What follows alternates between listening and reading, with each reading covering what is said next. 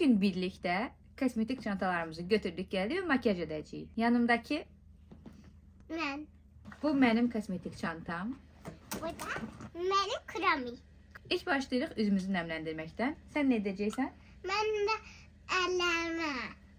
El kremi. Aha, vura bilərsən. Yaxşı üzümü nemləndirirəm.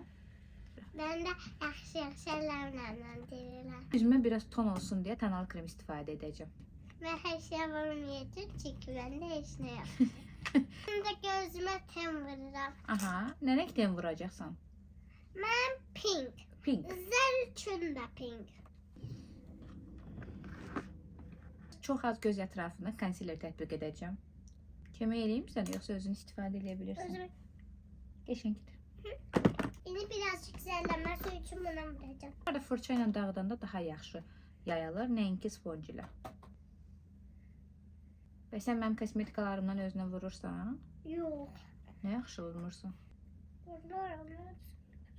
Xoşuna gəlmir mənim kosmetikalarım.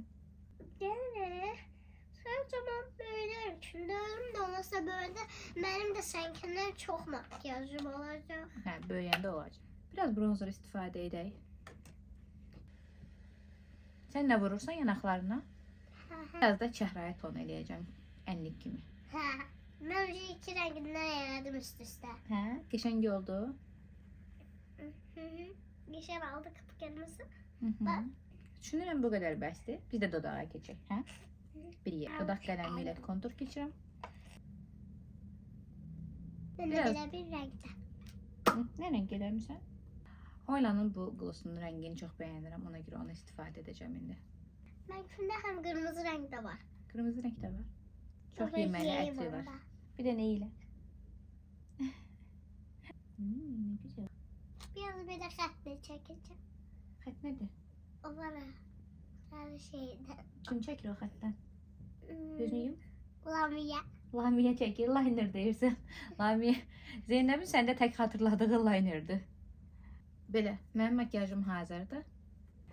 Ve sizler çok seviyorum. Mən də sizi çox sevirəm.